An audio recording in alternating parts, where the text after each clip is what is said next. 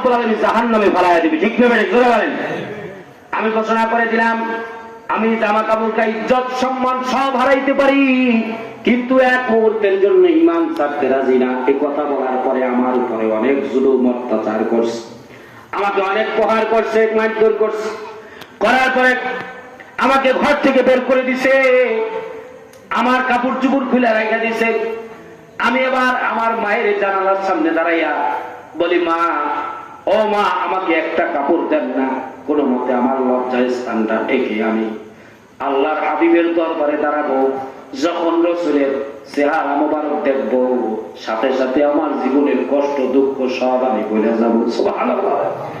কত বড় কথা যে আল্লাহ রাসূলের চেহারা মোবারক একবার দেখতে দেরি, আমার জীবনের কষ্ট দুঃখ সব ভুলে যাবে।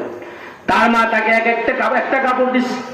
ওই কাপড়টা কোনো মতে পেশা লঙ্গির মতো লজ্জায় স্থান ডেকে কোনো বিজি আপনার দরবারে আমি দাঁড়ায় রয়েছি, কখন আপনি দরজা খুলবেন আর আপনি বের হবেন, আপনার চেহারা মোবারক দেখা আমার জিন্দেগির দুঃখ কষ্ট গুলো আমি ভুলে যাবো। সুবহানাল্লাহ। কেমন আছে? আল্লাহ রাসূলের ঘটনা শোনার পরে চোখের পানি ছেড়ে দিয়ে কান্দে আর বলে, সাহাবীরে তুই কি চাস বল, তোর ইচ্ছা কি আমি আল্লাহর হাবিব দোয়া করে দিব। কেমন মর্যাদা, কেমন সম্মান আল্লাহ রাসূলের দরবারে দেয়া পাইছে, কেমন আশিক হইছে, রাসূল দোয়া করতে চায়। সাহাবী বলে, ওগো নবীজি, আমার কোনো কিছু দুনিয়া কিছু চাই না, আমি শুধু একটা জিনিস চাই, সেটা হলো আপনি ঘোষণা করেছেন যাদের শাহাদাত হবে, শহীদ হবে আল্লাহর রাস্তায়, তাদেরকে আল্লাহ রাব্বুল আলামিন জান্নাতুল ফেরদাউস দান করবে। ওগো নবীজি, আমি চাই আল্লাহর রাস্তায় শহীদ হইতে, শাহাদাতের মর্যাদা অনেক বেশি। আল্লাহ রাসূল সাল্লাল্লাহু আলাইহি ওয়াসাল্লাম দোয়া করে দিলেন। দোয়াটা কেমন কবুল হলো? সাহাবী আব্দুল্লাহর জন্য যুদ্ধের জন্য রেডি।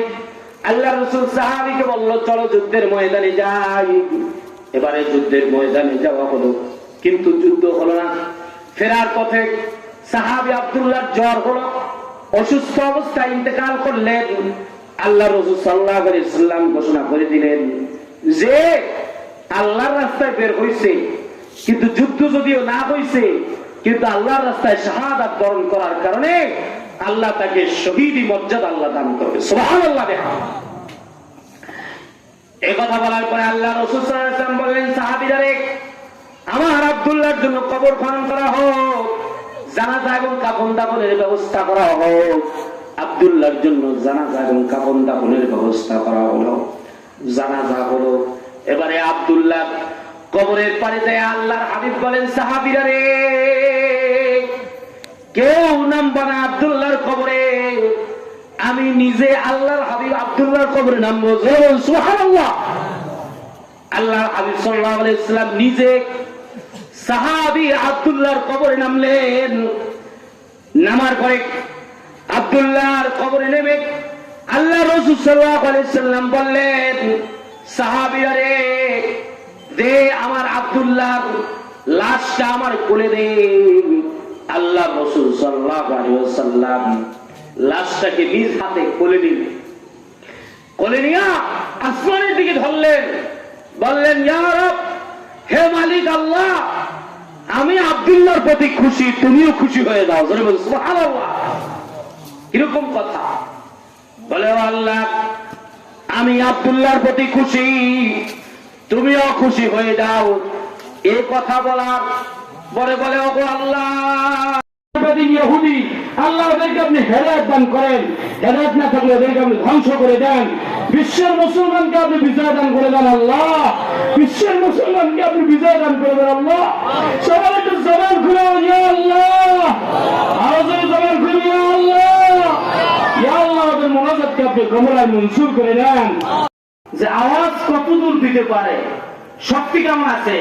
কারণ আল্লাহ রাব্বুল আলামিনের দরবারে শক্তিশালী মুমিনের দাম বেশি। সুবহানাল্লাহ। আওয়াজ বলেন সুবহানাল্লাহ। দুর্বল মুমিনের চেয়ে শক্তিশালী মুমিনের দাম বেশি, কারণ শক্তিশালী মুমিন 10 জন কাফেরকে একাই হত্যা করতে পারবে। ঠিক না? বলেন।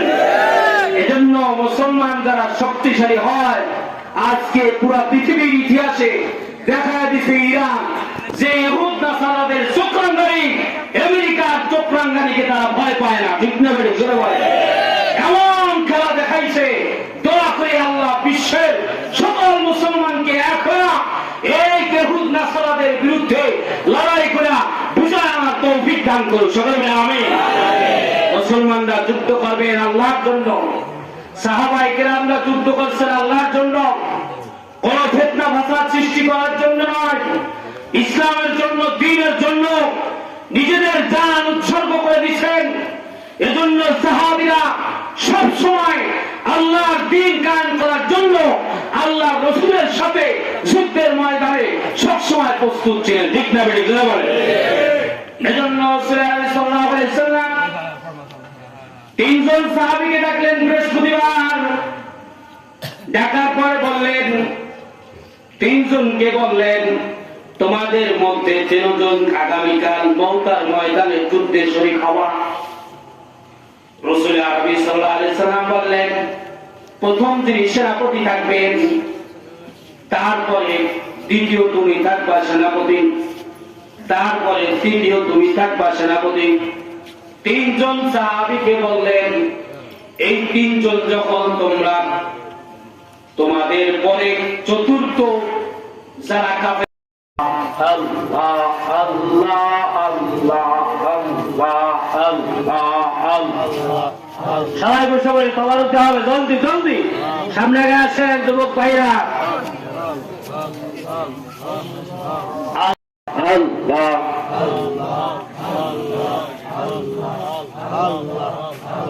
আপনি কবুল মঞ্জুর করে নেন, জান্নাতে যাওয়ার উসিলা হিসাবে কবুল মঞ্জুর করে নেন। ইয়া আল্লাহ, যারা নতুন নাম লেখাইছে এবং পুরাতন যারা আছে সকলকে কবুল মঞ্জুর করে নেন। এই খেদমতটাকে করার জন্য তৌফিক আপনি দান করে দেন। অর্থ সম্পদ যা লাগে আল্লাহ আপনি গায়বী খাজানা থেকে পূরণ করে দেন। সুন্দরভাবে প্রত্যেক বছর যেন এই খেদমত করতে পারে সেই তৌফিক আপনি দান করে দেন। ইয়া আল্লাহ, অনেক মা বোনেরা উপস্থিত হয়েছে, আল্লাহ সকল মা বোনদের দিলেন নেক মাকাসিদ আপনি পূরণ করে নেন।